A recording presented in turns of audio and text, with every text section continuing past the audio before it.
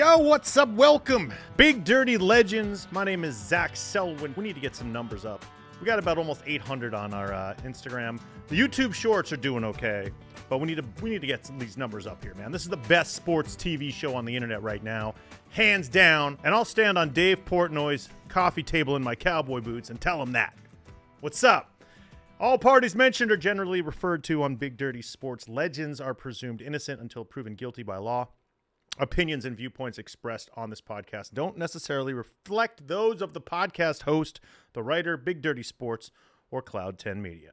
Today we are talking about none other than John Daly, quite possibly the biggest and dirtiest legend on this show so far. John Daly, chain-smoking, beer-drinking, McDonald's-loving golf legend, gambled away $50 to $60 million. Been in and out of rehab 4 times. He coined the term grip it and rip it. He didn't give a fuck. He smoked 3 packs of cigarettes a day on the course. He only ate popcorn, M&M, and Jack Daniels for a span of like 3 years. He never drank water. He hates water. What? How can you not drink water and survive? It's like Duff McKagan. Duff McKagan's pancreas shriveled up and almost fell out of his body because he didn't drink water. He just drank liquor. Fellow golfer Fuzzy Zeller bet him $100,000 that he wouldn't make it to see 50. And guess what? He collected that $100,000. His college golf coach told him when he was 60 pounds overweight that the best diet for him was to switch from beer to whiskey and start smoking cigarettes. And guess what? It worked. He once fought another golfer's dad after he was firing golf balls at his son because he wasn't playing quickly enough on the hole in front of him. He once had a collapsed lung during a golf tournament, said fuck it, played through, went to a bar that night, and did a cover of Knocking on Heaven's Door on stage. Because, oh, by the way, he also has a country singing career. And in his cover of Knocking on Heaven's Door, he changes some of the lyrics to like, "Mama, these putts ain't falling no more. You can't grab this wedge away from me." He once blacked out inside of a Hooters. They dragged him out, let him sleep it off, and then they hung his mugshot in the bar. That's what makes a big dirty legend. I once passed out at a Tilted Kilt. Not as awesome. He once turned down $3 million from a sponsor to get clean and sober, right? They said, look, we'll give you $3 million. You just got to clean it up and you got to stay sober or else we're not going to pay you. And he said, let me think about it. Nah. What? I'll take $3 million to chop my hog off. Right now. Can I say that? Sorry. One time he was fighting with his wife and he had $55,000 in cash in the car that he won at a casino. He tossed it in the river over a bridge and said, "You want that money so bad, you go get it." One of the best mullets in history. One year he made $340,000 on the PGA Tour, but somehow lost $1.6 million gambling that year. He hits golf balls out of people's mouths for fun. He has a country music career, including hit songs like "All My Exes Wear Rolexes." What? He also contributed lyrics to the Kid Rock song about his breakup with Pam Anderson called "Half Your Age." Stay classy, kid. He had an affair with his hot female caddy while he was married, and this huge love triangle erupted on the course. One time, his coach, Butch Harmon, left his camp and said the only thing that's important in life to John Daly is getting drunk. And Daly was angry because he just tarnished his reputation in the press. He sued that motherfucker. And I think he won some money. He's been banned from PGA tours 6 times, banned from the Australian Open. At one point, he just shot 7 balls into the water and dragged his son off the course in the middle of a match and quit. He's a member of the Arkansas Golf Hall of Fame, the prestigious Arkansas Golf Hall of Fame. And he's also just a true big, dirty legend. He's still out there today. He made it past 50. He's almost 60 years old now. Engaged again, still drinking soda, still drinking beer, still smoking cigs. He just survived bladder cancer. And I'll tell you right now, John Daly ain't gonna stop. And that's why he is this week's Big Dirty Legend. From Big Dirty and Cloud 10 Media, this is Big Dirty Legends, a podcast that dives into the hardest living, craziest, and most out loud athletes of their time. I'm your host, Zach Selwyn, and in this episode, I'm taking you along as I look into one of the most explosive, brilliant, and controversial figures in the history of golf. Golf, right? The sport of kings, your dad's game, formed in Scotland, classy. And John Daly came around with one 340-yard drive and said, fuck it, I'm turning this game upside down. Let's start at the beginning, shall we? John Daly was born in Carmichael, California. I don't know where that is. I lived in California for 30 years. I don't know where Carmichael is.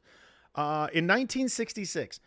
In 1970, his parents said, fuck it, we're moving to Arkansas. My guess is they saw like John starting to sport the mullet. He was probably already smoking. They're like, maybe Arkansas is a better place to raise you. So they take off, and by 4, he's already picked up a set of clubs. People said they were going to shave him down because he had really long ones, but no, he's hit longer club swings, which they say may have developed his powerful golf swing. At age 6, he was going to country clubs. He often practiced on baseball fields, little league fields, and he could drop like a ball wherever he wanted. He could hit it off third, hit it off second. Incredible control at such a young age. At age 8, he started drinking.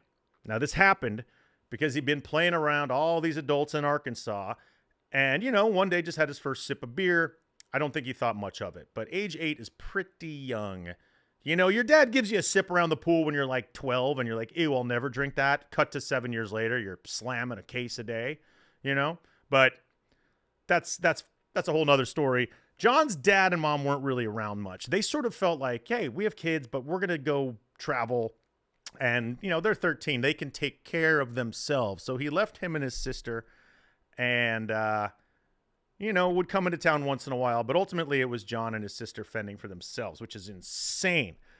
Then at age 13, John Daly actually entered a tournament at his local country club, and he beat like grown-ass 35-year-old men, dudes who have been working on their game for fucking 15, 20 years. Here comes this 13-year-old kid and wins by like 8 strokes. So John Daly was special from a young age. Most kids are having their bar mitzvahs. John Daly is winning tournaments at the club.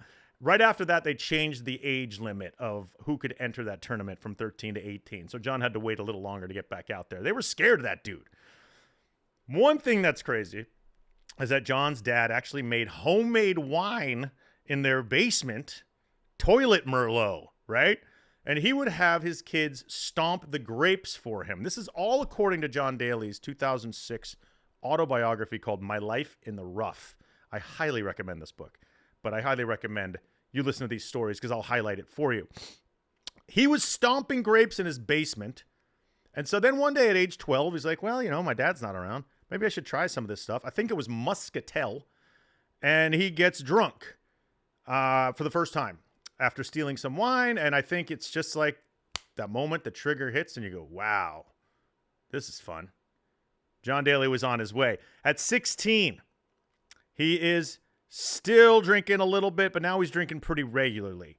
And he starts gaining weight, but he's also kicking ass at golf, and he gets a scholarship the next year to the University of Arkansas where, like I mentioned, the coach said, you need to lose weight.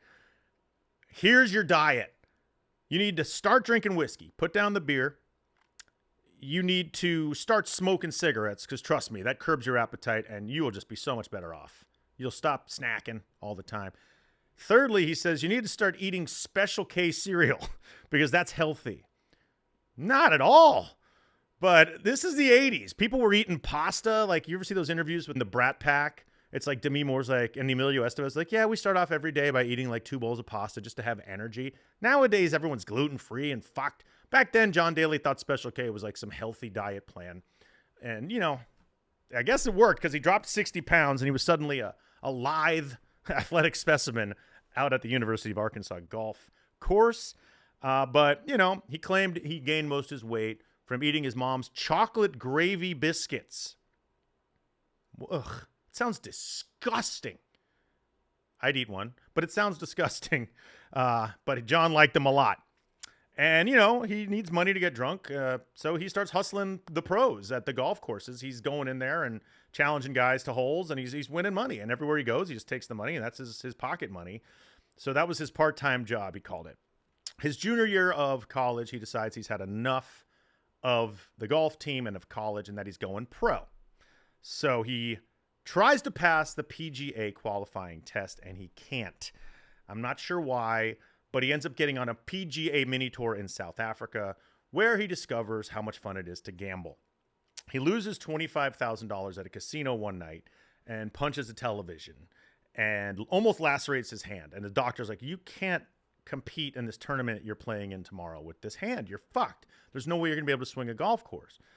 Daly says, fuck that, goes out there, hungover as shit, and wins the goddamn tournament. That's what I'm talking about. This guy defied the odds everywhere. The natural talent was so inherent that even with a lacerated hand and a hangover that I'm sure was not like your average, like, oh, I had a couple last night. I'm sure it was one of those deadly motherfuckers. Wins the tourney. So he goes back into America in 1990, and all of a sudden, he is able to get on the PGA Tour. And he doesn't quite win anything, but he wins enough money, 160 grand, which is pretty great, but not amazing. To qualify, no, he wins 160 grand, but that does not qualify him for this tournament called the PGA Championship, all right? The PGA Championship is one of the bigger tournaments in golf, and John Daly can't qualify even though he's on the tour. Since he has enough winnings that year, he gets an option to be the 9th alternate for the PGA Championship. That means that like 8 dudes need to not show up for John Daly to get a shot to play the PGA Championship. It's a long shot, right? It's never going to happen. As it turns out, holy shit, 8 people drop out. I think Nick Adams, maybe, who was supposed to be the main player, had a baby.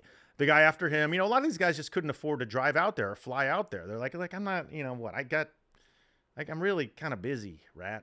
I'm really kind of busy, rat. Not a lot of golfers are hanging around Indianapolis at this time. So the first alternate, second alternate, they're all falling out. John Daly gets the call. Barely sleeps, doesn't even take a warm-up round, playing hungover again, and he starts hitting these 320-foot bombs off the tee. And people are going, what the fuck? So you have to imagine, back then, golf was a little different. Before John Daly, guys were laying up a lot, 260, 240. Taking that extra stroke to get beyond the water hazards and stuff. Daly said, fuck that, I'm skipping all that. He was like a cheat code.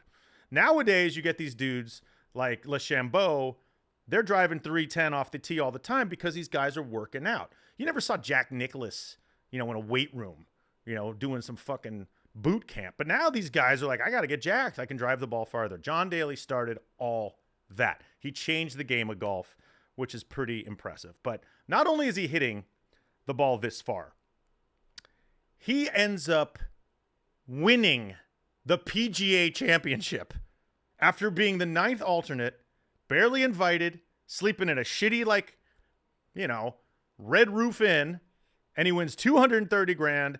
The mullet is shining, and suddenly John Daly is the brightest and most appealing star on the PGA Tour. He goes from the 9th alternate to the champ, and they're like, how'd you train for this? And he goes, well, it was a normal day. I woke up, I ate McDonald's, I played the course, came home, ate McDonald's for dinner, had a couple drinks, went to bed, and then just did it all over again. He left his PGA Championship victory party in a limo to go get McDonald's at a drive-thru, and he ordered through the sunroof. Woo! That's a move right there. That's a power move. John Daly was on the map after that. And, the 90s began as John Daly's decade. In 1992, he's just had 2 goals. This is a quote from his book. All I want to do is get drunk and play golf. Hell, man, that's all any of us want to do. I just want to get drunk and do podcasts. But, you can do it. You can win $250K at a time. But things don't exactly stay positive for John for too long. He ends up getting accused of spousal assault in 1993 with his second wife. It's sort of unclear what happened. There was a lot of drinking going on. Somehow the girl fell into a wall. Maybe she was blackout drunk too, but no one really knows. The original charges were much worse, but it got dropped down to spousal assault. So John doesn't go to jail or anything, but he has to go to rehab. And rehabilitation, this is his first trip to AA or rehab. Or I don't know if he's going to like a $50,000 a month rehab or like just doing the 12 steps in, a YMCA in Arkansas. But there's one thing you do when you have addictions like this. Anyone who's ever had any sort of flirtation with addiction knows you substitute one addiction for the other. So if you're not drinking, you're doing something else. Me, when I take like dry January, I destroy pints of Ben & Jerry's ice cream on the daily. I wake up, Lucky Charms, like I just fuck with it.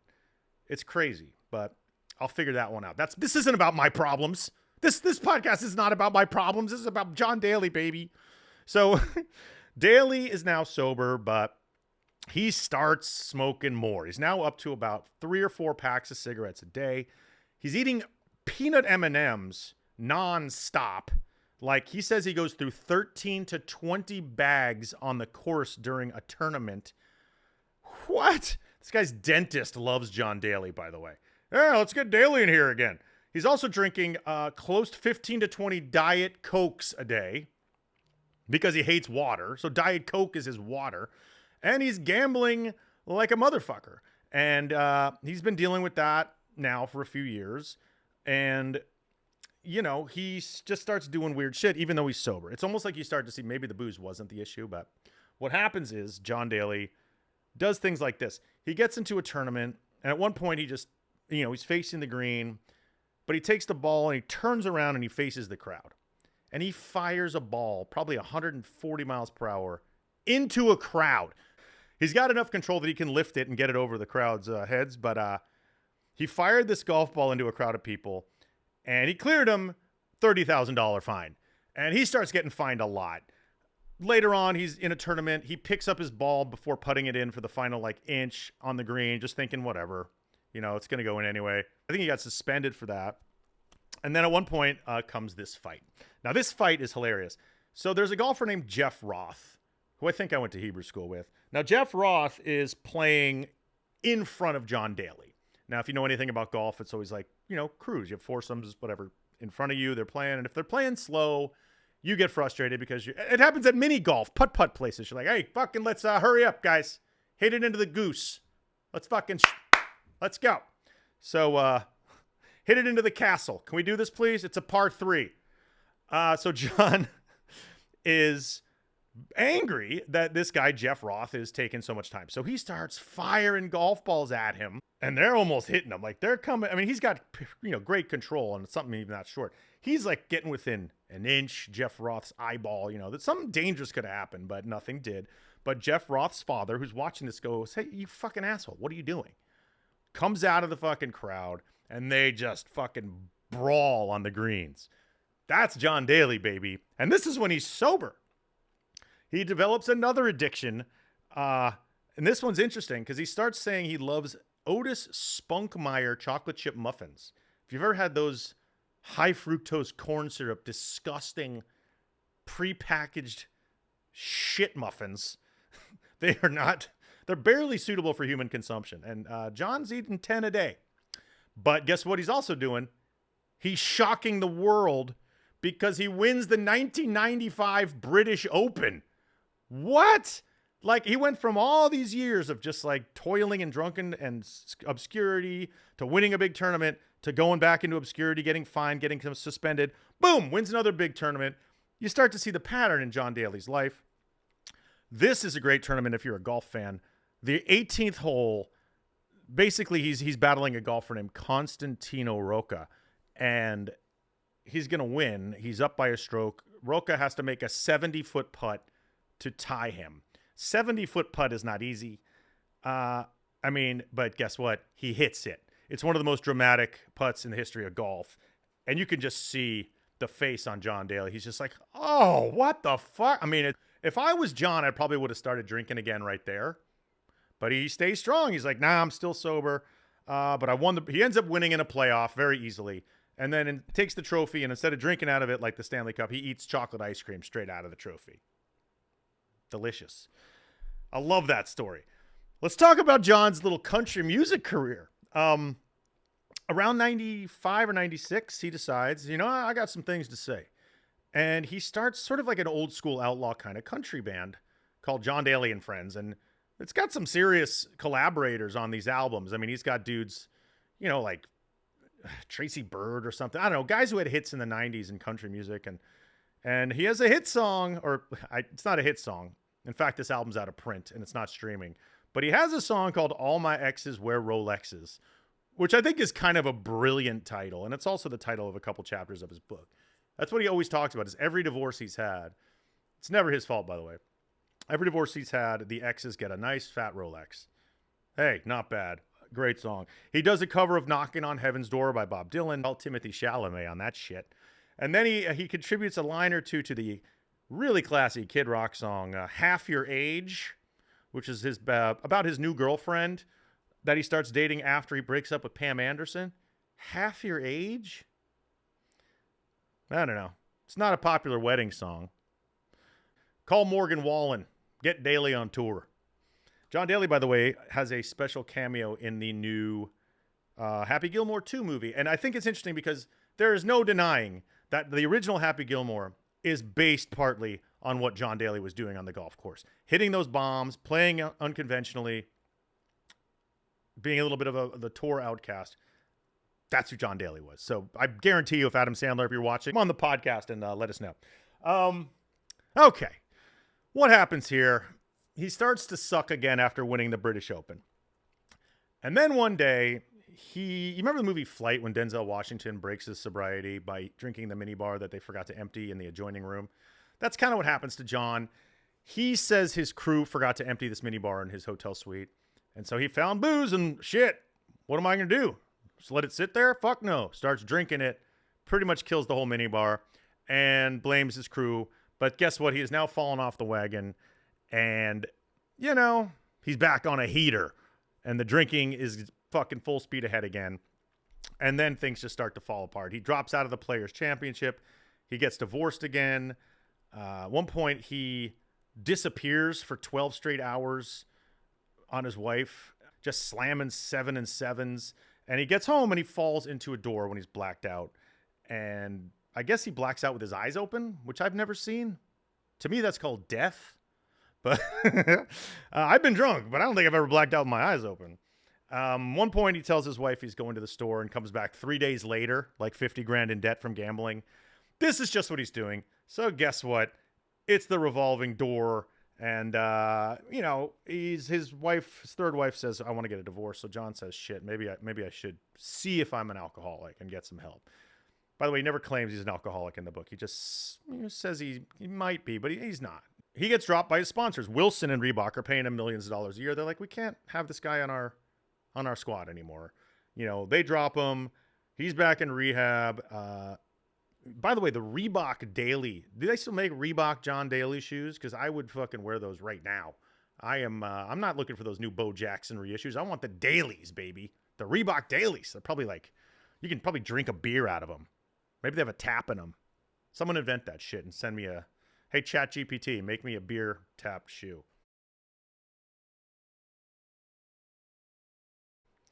I was going to ask a listener to send me something, but one, we don't have any listeners. And two, ChatGPT is on fire right now. So while in rehab, he meets Eli Callaway, if you're familiar with golf. Callaway Golf is a huge company. And he basically says, listen, we'll sponsor you. We're going to pay off your gambling debts. We'll pay you a salary. All you got to do is clean it up. You just got to clean it up and stop drinking. So John takes the money originally to pay off his gambling debts. And he's like, thanks, Callaway. But then he says, thank you so much. Thanks for the millions and the offer, the $3 million a year, whatever the fuck he's going to make. But, you know, I like drinking too much. I'm sorry, what? So he just pisses away a $3 million a year contract to keep on boozing.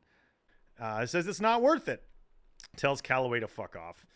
And around this time, you know, it's like serious shit starts happening. He's not winning anymore. He's finishing in the 50s and 60s in tournaments. You know, he's still popular. He's on the nightly talk shows. Obviously, that sort of stuff. He becomes sort of this redneck legend, you know. And he's worshipped in bars in Nashville and Hooters. The Hooters story. So he apparently went to a Hooters, and he would black out at Hooters all the time. This isn't a new thing for him. Like, you know, I think they even have a John Daly blackout drink there. And if they don't, they should. If there are any Hooters left in the world, I'm not sure. But, you know, he's blacked out in the Hooters, and the cops drag him off. And I think they were fans. So they're like, let's not charge him with anything, but they still got to, you know, I guess take his photo because his mugshot ends up hanging on the wall at Hooters. Some people want a deli sandwich named after them, you know, like the Larry David or the Woody Allen. Some people want to have a drink named after him, like an Arnold Palmer. John Daly got his goddamn mugshot hung up at a Hooters in like Arkansas. His fourth wife was arrested for embezzling, laundering drug money. Her parents, but they were only married for 3 months. Turns out she was still married to her first husband and had a kid. And her parents and her were arrested for laundering drug money in their hometown. So he immediately had the marriage. Like, he's like, oh, well, divorce her. Like, that's the kind of shit that happens to John. That doesn't happen to anybody in the world. None of my friends have a wife who's secretly laundering drug money with their parents somewhere. John Daly did. One point, Daly and Tiger Woods got into it. And it was like a 16-person tournament. And Tiger Woods was pissed. Well, Tiger Woods was pretty confident. And in a press conference, he says, hey, I'm going to kick John Daly's ass tomorrow because he's probably drunk right now. And I know when he's drunk like that, he doesn't play well. So Daly hears this, shows up the next day in the morning, pretending to drink like with liquor out of a cup. And he's just like, yeah, Tiger. And Tiger's laughing at him. And, he's like, I'm drinking Crown and soda, Tiger. Fuck off. You have your vices, I have mine. You like to bang Applebee's waitresses. I black out at Hooters. And so, guess what? He's not drunk. This was a fake drinking move here. It's like a prank. And he wins after firing a 65. And he beats Tiger by 6 shots. That's pretty impressive. I mean, the John Daly saga goes on and on. I read the book. It was printed in 2006. So it's incredible to know or even look at what he's done since then. Hasn't been a lot of winning. Smaller tournaments. He's won some smaller stuff, which is great. But ultimately, drinker, smoker, junk food lover, hard driver, mullet king, multiple marriages, like a country singer, fighting golfers' dads, 30 Diet Cokes a day, whew. McDonald's lover. Give me the John Daly McCheese or whatever the fuck. This guy was, and is, to this day, a big, dirty legend. He did win the PGA Championship. That's a hell of a feat. He won the British Open. That's a hell of a feat. He was the biggest driver in golf for more than a decade. He definitely changed the game of golf with his long drives. And, he wins tournaments like the Biko Classic in Turkey. But he's not winning the U.S. Open. In fact, he turns down a lot of these bigger tournaments now in America. Just, I don't think he has anything left to prove. He's about 60 years old. He's still going. And John Daly, that makes you a big, dirty sports legend. And congrats on surviving bladder cancer. Hopefully that does not return. And there you go, John Daly, friend of the show. My name is Zach Selwyn. Thank you for watching and listening. Please subscribe to this podcast wherever you get your podcasts and watch our videos on YouTube Shorts. And our Instagram page is at Big Dirty Sports. The Legend Show is brought to you by Cloud 10 Media and Zach Selwyn, written and hosted by me, Zach Selwyn, and created by me and Mr. Sim Sarna. We thank you so much. Go get a golf club, grip it and rip it, and thank John Daly if you do.